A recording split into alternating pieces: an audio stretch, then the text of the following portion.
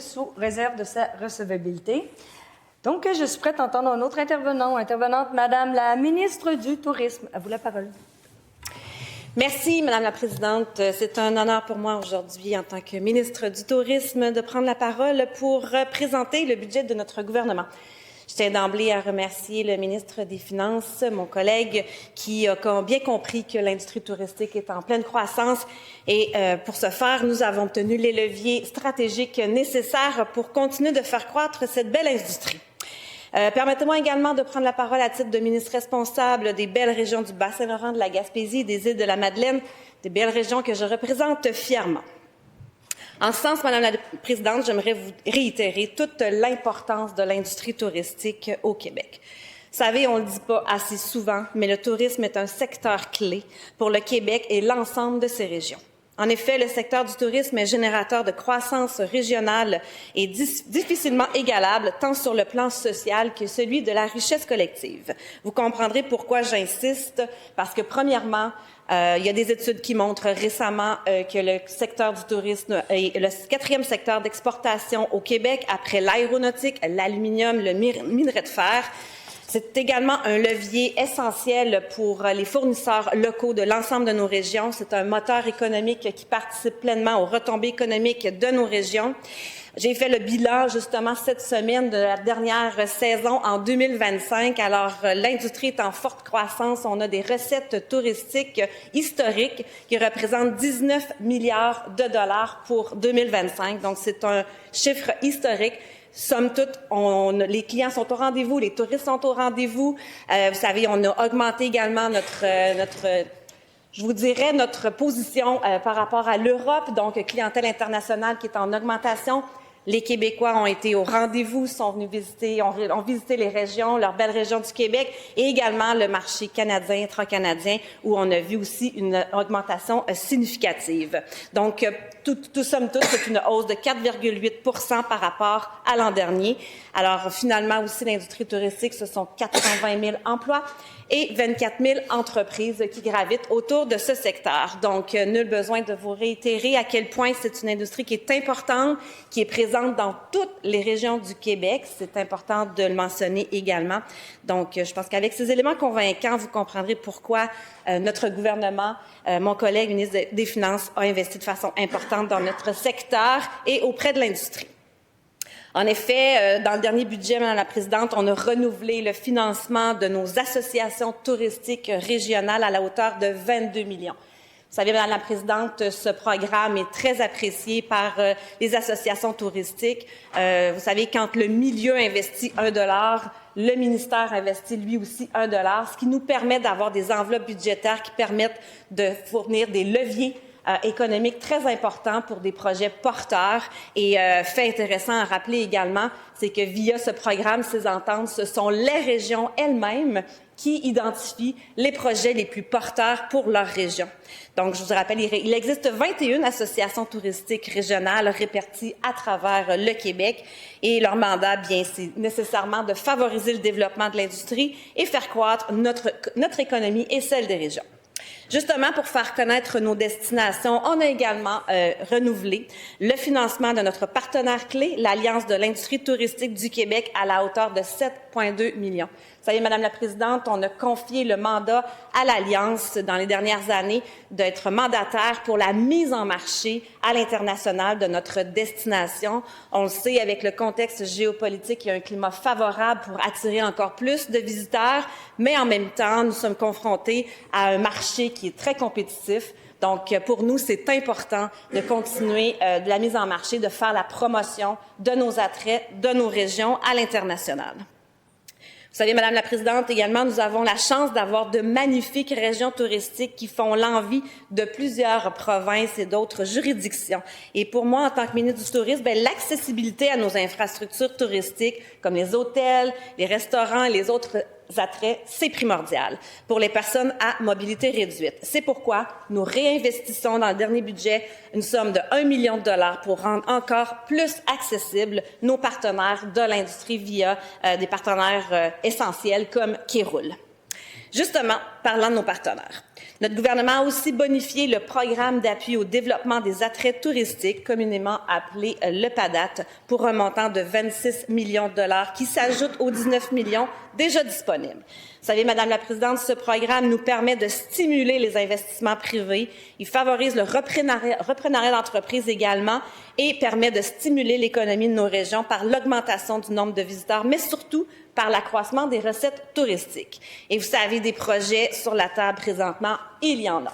Alors, quand on pense juste au Bas-Saint-Laurent, où on a des projets d'agrandissement de centres des congrès, nouveaux centres des congrès également à Gatineau, des projets d'agrandissement d'hôtels, des nouveaux hôtels qui s'installent dans nos régions. Donc, ce programme vient bonifier ces investissements au grand bonheur de nos partenaires. J'ai rencontré d'ailleurs de nombreux intervenants et entrepreneurs passionnés qui ont pu bénéficier de cette aide de notre gouvernement et je vous confirme, ce programme, il fait toute la différence pour nos régions. Madame la Présidente, l'objectif de l'industrie touristique est de faire aussi connaître les beautés de notre territoire, mais c'est aussi de profiter de l'occasion pour amener de l'argent neuf. Donc, je le disais tout à l'heure, nous sommes le 4e secteur d'exportation. Donc, ce sont plus de 4,4 milliards de dollars de devises étrangères qui entrent au Québec chaque année. On veut augmenter ce chiffre, bien entendu. Alors, c'est pourquoi il est important pour notre gouvernement d'attirer des visiteurs étrangers, mais aussi des événements sportifs internationaux. Ainsi, nous prévoyons donc investir 18 millions sur 3 ans afin de soutenir des événements d'envergure qui se dérouleront au cours des prochains mois. Alors, nous recevrons d'ailleurs la Coupe Davis et Billie Jean King en 2026 pour les amateurs de tennis et le championnat mondial féminin de hockey sur glace en avril 2027. Seulement pour le championnat de hockey, les estimations présentent des retombées de plus de 10 millions et plus de 6 000 nuitées hôtelières prévues. En plus des visiteurs présents, mais ces événements permettront au Québec un rayonnement médiatique à l'international qui aura assurément à court terme des retombées économiques significatives. Bref, on ne le dira jamais assez, notre industrie est en croissance, la confiance du milieu est là, les promoteurs investissent. Donc, ce sont des records d'achalandage qui sont enregistrés présentement partout au Québec dans le contexte international actuel. On voit que notre industrie réussit littéralement à tirer son épingle du jeu. Madame la Présidente, comme je le disais en introduction, en plus d'être ministre du Tourisme, je suis aussi la ministre des Régions du Bas-Saint-Laurent, de la Gaspésie et des îles responsable. Donc, je peux aussi vous confirmer que ce budget répond aux besoins des régions. Tout d'abord, je ne peux passer sous silence le programme québécois d'infrastructure pour nos régions. Vous savez, malgré l'incertitude que nous vivons en raison du contexte géopolitique et certains choix de nos voisins du Sud, notre gouvernement ose et ne fait pas du surplace. Oui, Madame la Présidente, je dis oser car ça demande beaucoup de courage, vous savez, de continuer d'investir en haussant pour une 8e année le PQI avec un investissement record de 167 milliards de dollars. En effet, car en plus du maintien de nos actifs, nos régions profitent de ces investissements. Je pense par exemple à l'annonce d'un investissement de 27 millions pour le Centre de développement de bioproduits, connu sous le nom de Bioptère au cégep de la Pocatière. De plus, j'aimerais aussi identifier un nouveau projet à l'étude, celui des unités de l'urgence et des soins intensifs de l'hôpital de Marière, qui a été annoncé également par ma collègue. Donc, ce dossier est très important. Madame la Présidente, je le répète, nous sommes à l'écoute des acteurs de nos régions et ce que l'on veut, c'est aider et supporter nos collègues élus des MRC et des municipalités au bénéfice des citoyennes et citoyens. Je suis fière de nos annonces qui touchent directement le portefeuille des Québécois et des Québécoises également. Je vous cite en exemple le programme Réno-Région, qui est un programme de 5,9 millions de dollars qui permet aux propriétaires occupants à faible revenu et vivant en milieu rural de faire des travaux sur leur résidence. Ce genre de programme, Madame la Présidente, que certains pourraient appeler de petits programmes, mais pour moi, c'est un grand programme. C'est un bel exemple d'un programme qui possède un levier qui fait toute la différence dans la vie des gens des régions du Bas-Saint-Laurent, de la Gaspésie et des îles de la Madeleine. D'ailleurs, ce programme est très utilisé et très populaire. L'accès aux soins de santé, bien, c'est une préoccupation aussi pour moi, mais aussi une préoccupation pour notre gouvernement. Donc, voilà pourquoi on a investi une somme additionnelle de plus de 2 milliards sur 5 ans pour renforcer les soins de santé et les services sociaux.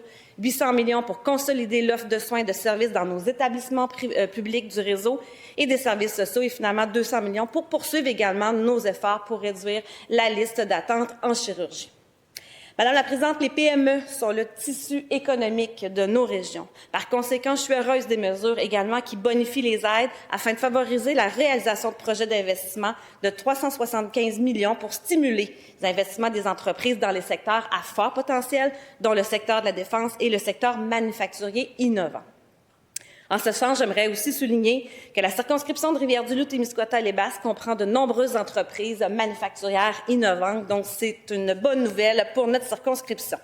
Toujours dans la thématique de l'innovation, vous savez, Madame la Présidente, les créneaux d'excellence du gouvernement permettent de mobiliser les entreprises en leur permettant la création de projets collaboratifs. À travers le Québec, ce sont 24 créneaux d'excellence qui sont répartis dans 14 régions représentant 12 secteurs névralgiques d'activité économique. Nous avons la chance d'avoir dans l'Est du Québec 6 créneaux d'excellence dans différents secteurs, comme la sériculture, la tourbe et le substrat, l'éco-construction, les énergies renouvelables et les ressources maritimes. C'est pourquoi je suis toujours aussi fière de constater le maintien de l'appui de ces créneaux d'excellence avec une enveloppe de plus de 6 millions sur 3 ans.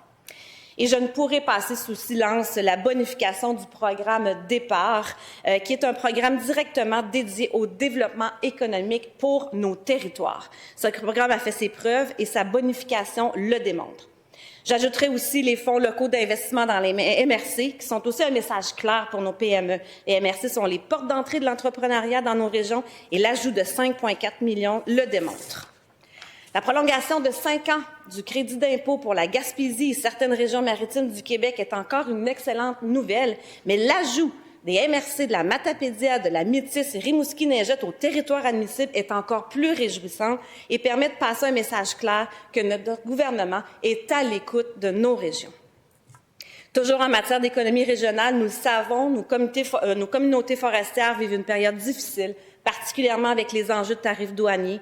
C'est plus de 360 millions de dollars également qui seront investis pour appuyer nos entreprises forestières, qui s'ajoutent aussi au congé temporaire de 2 ans des cotisations au Fonds des services de santé au secteur forestier, mais aussi agricole et de la pêche, qui est en vigueur d'ailleurs depuis le 1er janvier 2026. Dans un tout autre ordre d'idées, Madame la Présidente, mais tout aussi important, la culture, qui est un pilier important dans nos régions, et la faire connaître l'est tout autant.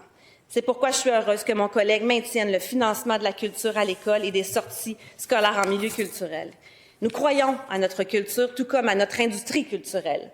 Le soutien de son financement à la hauteur de 58 millions et la bonification de 25 millions sur 5 ans pour l'enveloppe des programmes d'aide au fonctionnement de nos musées est une excellente nouvelle et démontre tout l'apport et son importance pour nos régions. Vous savez également, Madame la Présidente, que l'accès à l'information pour les citoyens des régions du Québec est un enjeu important et depuis longtemps. Pour cette raison, l'annonce du nouveau crédit d'impôt remboursable pour les médias québécois, soit les télévisions et les radios locales, est une excellente nouvelle pour nous permettre de maintenir à la production d'informations originales et locales dans toutes nos régions du Québec. J'ai d'ailleurs eu, sans gêne, Madame la Présidente, une pluie de messages au passage de remerciements de nos médias locaux. Donc, j'en cite un d'ailleurs. L'appui financier du gouvernement du Québec représente pour nous une reconnaissance tangible de l'importance des services que nous offrons aux citoyens de l'Est du Québec.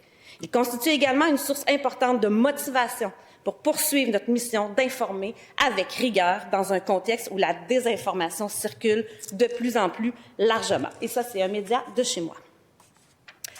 Madame la Présidente, en terminant, le budget 2026-2027 de notre gouvernement est un levier puissant pour les régions.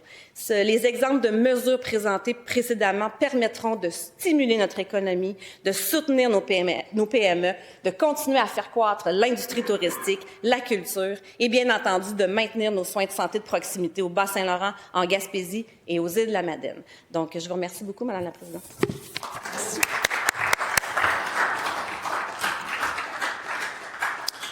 Merci, Madame la ministre.